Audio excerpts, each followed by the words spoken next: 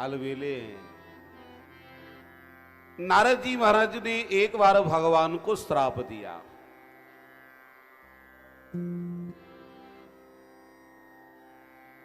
पार्वती जी आश्चर्यचकित हुई।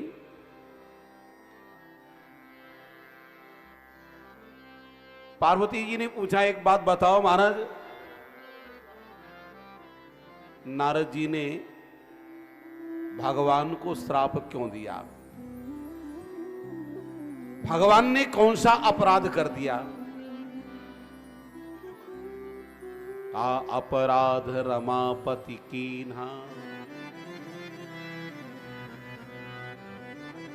इसका मतलब है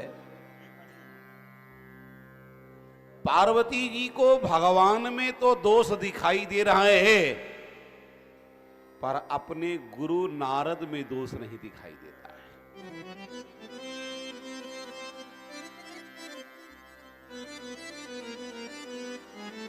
नारद जी में दोष नहीं दिखाई दे रहा है।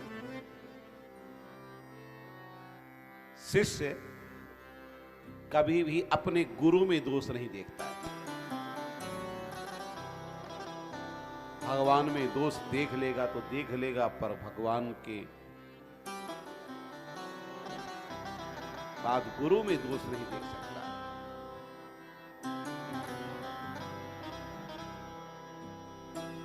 इसीलिए तो कह रही है, कारण कवन श्राप मुनि दीना, काय अपराधे रमापति कीन्हा। भगवान ने कौन सा अपराध किया है, आप ये बताओ। कहते देवी, हम ये तो नहीं कह सकते कि भगवान ने अपराध किया है, और न ही तुम्हारे गुरु का दोष बता सकते। इतना जरूर हम कह सकते हैं कि तुम्हारे गुरुदेव एक बार हिमालय में गए। वहां एक सुंदर गुफा देखा। गुफा देख करके मन में आया कि इस गुफा में बैठ करके तो भगवान का भजन करना चाहिए। भाई संत जहां जाएंगे तो अपने भजन के अनुकूल ही जगह खोजना प्रारंभ करेंगे। तो लगा कि इस स्थान पर बैठ करके भजन करना चाहिए। भजन के योग्य स्थान एकांत में।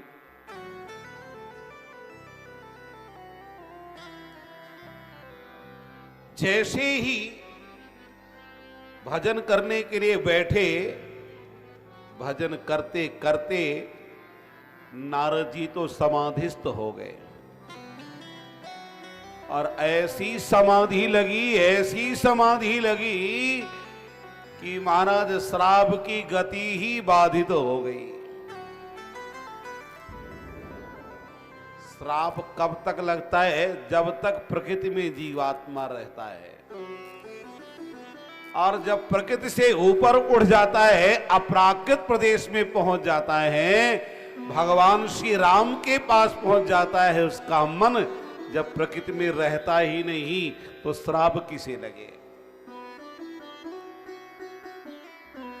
इसलिए आज सुमिरत हरि ही श्राप गति बाधी, सहज विबल मन लागी समाधि।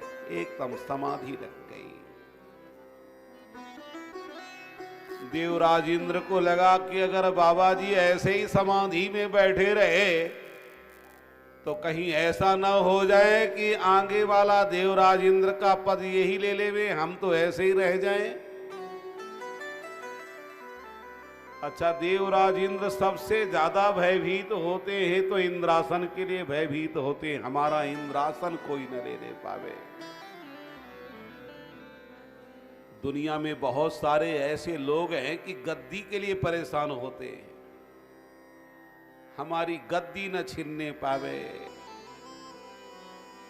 हमारा मठ न जाने पावे, अरे भैया,